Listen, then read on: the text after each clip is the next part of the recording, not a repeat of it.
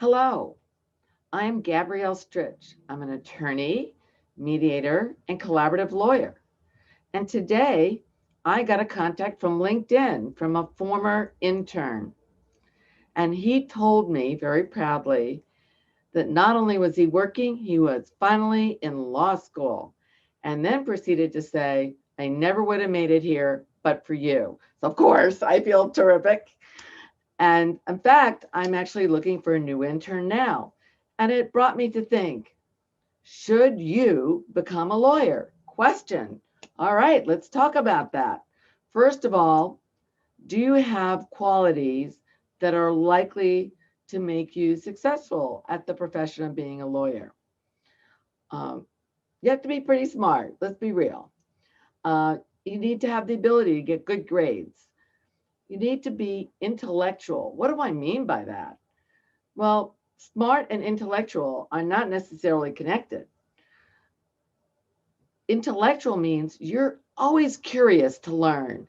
In fact, if you're not learning regularly, you're not a happy person. You've got to be constantly challenged intellectually and have to think about things.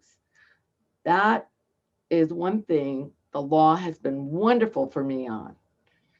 And I'm not even genius level. And I know the difference because most of my family is truly genius level. I'm just above average. But I am very intellectual, and that's one of my strengths. You need to be articulate. You need to be able to write well. You need to have good analytic ability. Now, of course, when you go to law school, all those skills do get honed. I mean, there's no question that my writing improved from pre law school to post law school. And some of us were not smart enough when they took the bar the first time in Pennsylvania to just opt into New Jersey. And so when they got moved to New Jersey, never thinking of that, that was never going to happen. I had to take the bar all over again. And one really interesting thing for me was the writing portion was really easy for me because that's what I've been doing for those 10 years in between the first and the second bar exam. I could tell you so much more about the pluses and minuses of being a lawyer. So if you want, I'll do a part two and you can listen to that.